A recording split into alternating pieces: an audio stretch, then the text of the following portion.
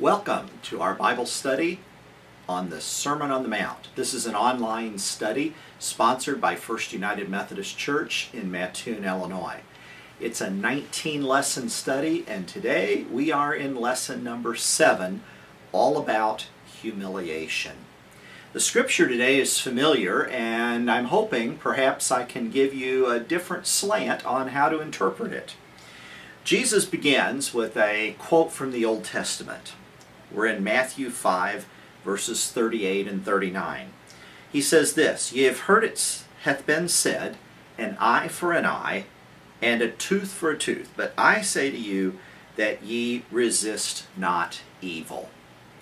Another way of saying that, in the old days, the law said that if somebody knocked a tooth out, you were entitled to knock one of his or her teeth out as well. If somebody knocked out your eye, you could take an eye from that person. But Jesus is saying that we are not supposed to resist evil in this way. The word resist is the key word here. The word resist at first causes us to think that we're not supposed to do anything at all to stop things bad from happening.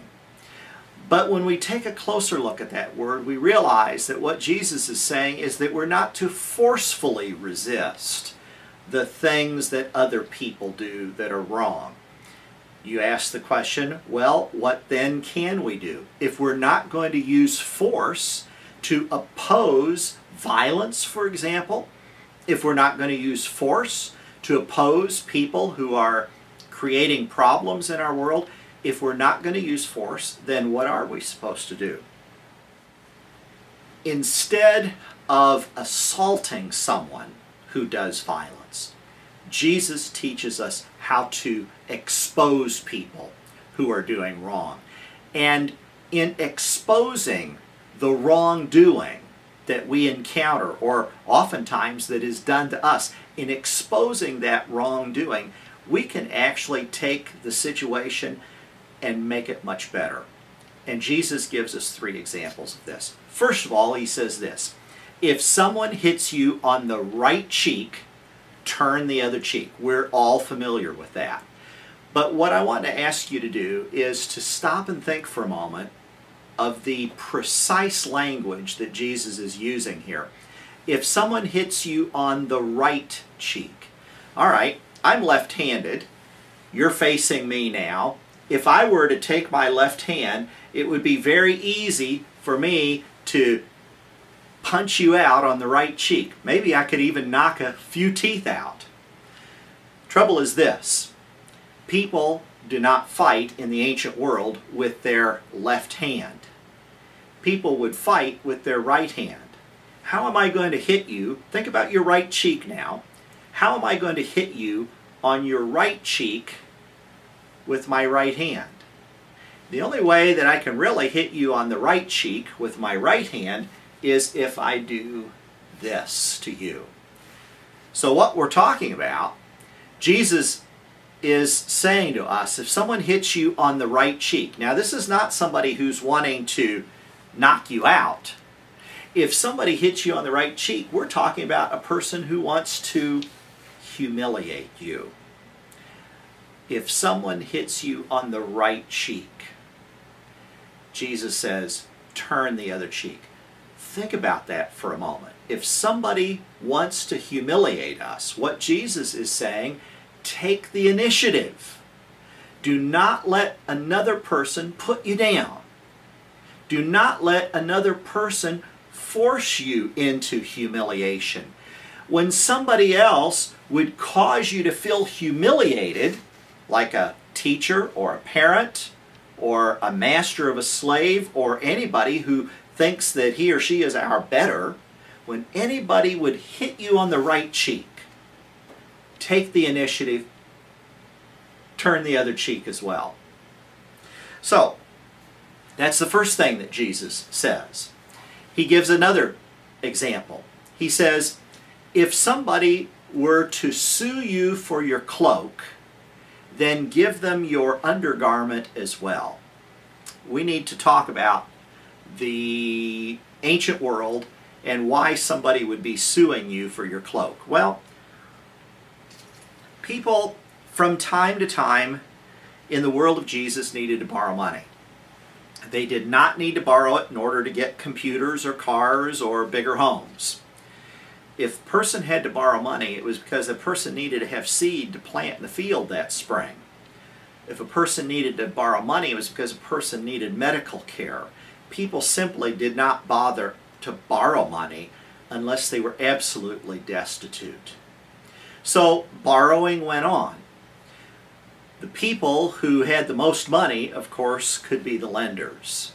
And it seemed like in the world of Jesus, the rich would get richer and the poor would get poorer.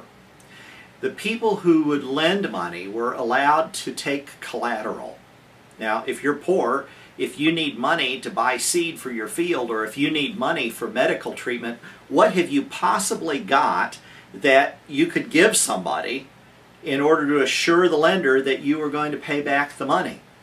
Well, the Bible says that if worse comes to worse, you had to give them your outer garment. So here's how it worked.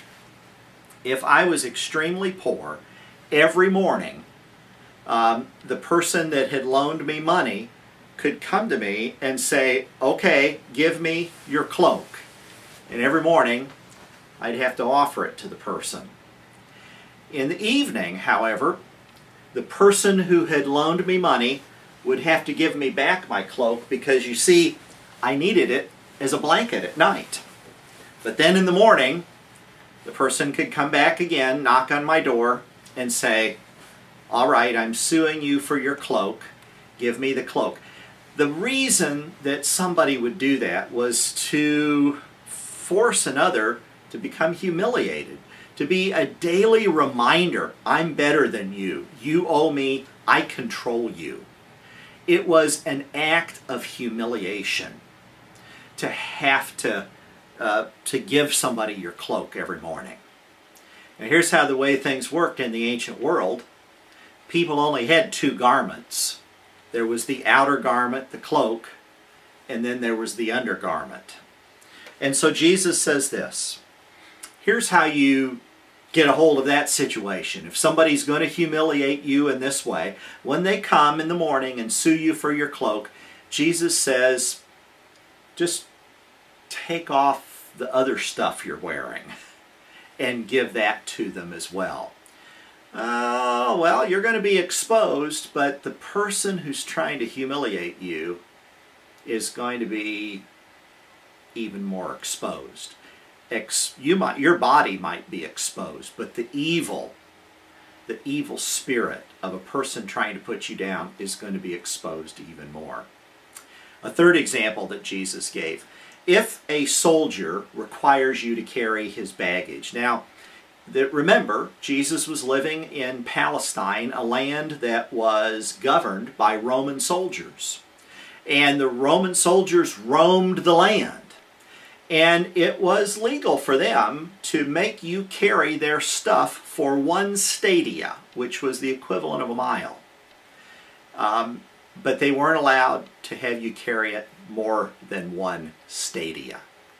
So Jesus says to his followers, if a soldier comes along and forces you to carry his baggage a mile, a stadia, and that happened all the time, it was a constant reminder of how humiliating it was to have one's country governed by foreigners. Jesus says, if one of those soldiers comes to you and forces you to carry the baggage for a mile, you just carry it 2 miles. Over and over, Jesus is saying to his followers, he's not saying to them, don't resist. He's not saying to them, don't struggle to change the situation. He's not saying to them, roll over and play dead. Turn the other cheek, give your undergarment, carry it the 2nd mile. This is not rolling over and playing dead. This is a strategic way to regain one's self-respect and to ward off humiliation. Jesus did not want us to be violent or to be abusive or to be controlling like others who did those things to cause humiliation and thus increase their power through intimidation. But Jesus says, neither shall you roll over and play dead. There's a third way.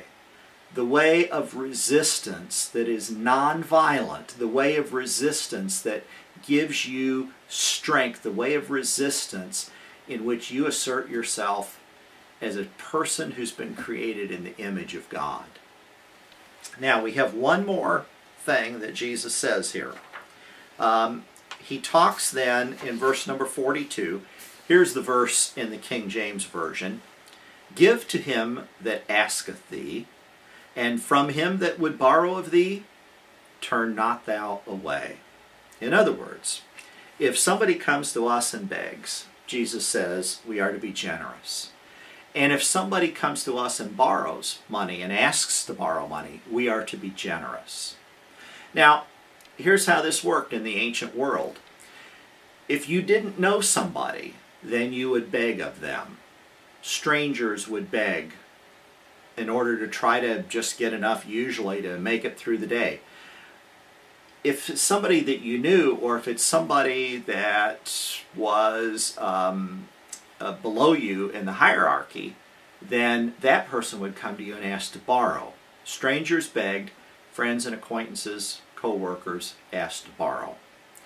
And Jesus says this, when somebody comes and asks, give liberally to them. Now, this is a tough teaching, but it goes along with the other teachings that Jesus gave. Remember, if somebody's going to slap you on the right cheek, if somebody's going to take your cloak in the morning, if a soldier's going to make you carry his luggage for a stadia, these are all things that will leave you humiliated. If you have to borrow money from somebody, that also can leave you humiliated. If you have to beg money of somebody, that also can leave you humiliated.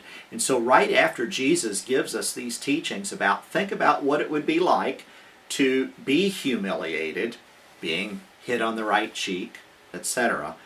Then he goes on to say, think about how when you relate to other people, you suddenly have the power in your hands to humiliate them.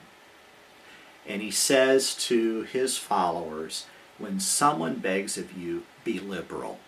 When someone wants to borrow from you, be liberal with that person. Now, when we begin to think about how that applies, I want to remind us of one other biblical story. To be liberal with somebody who has asked us for something does not always mean that we will give them exactly what they ask for. If somebody's in need, in fact, sometimes people who are in need, the thing they ask me for, it's going to be harmful if I give it to them. I've become an enabler in some instances. And so the question becomes then, if somebody asks of me, either through begging or who needs to borrow from me, the question then becomes, how can I be as generous as possible with this person in a way that will actually help them and help them avoid humiliation?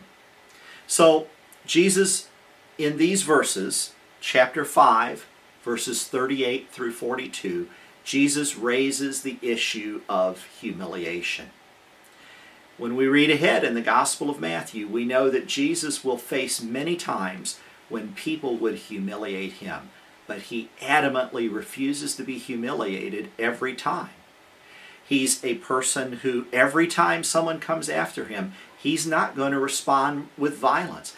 Every time somebody comes after him and wants to put him down and make him look bad in front of other people, he's going to resist. He's going to wrestle through that situation and maintain his dignity without being violent to somebody else, without doing to others what they are doing to him. And whenever somebody comes to Jesus and asks, whenever somebody comes to Jesus and begs, whenever somebody comes to Jesus and needs something from him, in every instance, we see the generosity and the liberality of Jesus. It is impossible to suffer from humiliation when we are being generous, even if it's a burlesque, towards somebody who slapped us on the cheek. We turn the other cheek, we're being generous to them in a burlesque sort of way. When somebody steals our coat, and we give them the undergarment, we're being generous in a burlesque sort of a way. When a soldier makes us carry baggage for one stadia and we carry it for two, we're being generous in a burlesque sort of way. It's impossible to be humiliated when we find a way to be generous. And sometimes it needs to be burlesque. It needs to be with a sense of humor. It needs to be with an irony. It's impossible for us to humiliate, to play into the hands of the power of humiliation among those we see in need, as long as we get in touch with the most generous part of ourselves that there is and respond to a person with generosity. Jesus' answer to humiliation? Generosity. This has been Lesson 7 of the online Bible study, the Sermon on the Mount. We've been covering Matthew 5, verses 38 to 42. There is a little bit of music to follow, and there are some questions to be asked in this online Bible study as you check out the website and look at those questions. I look forward to hearing some of your reflections and some of your answers on these issues.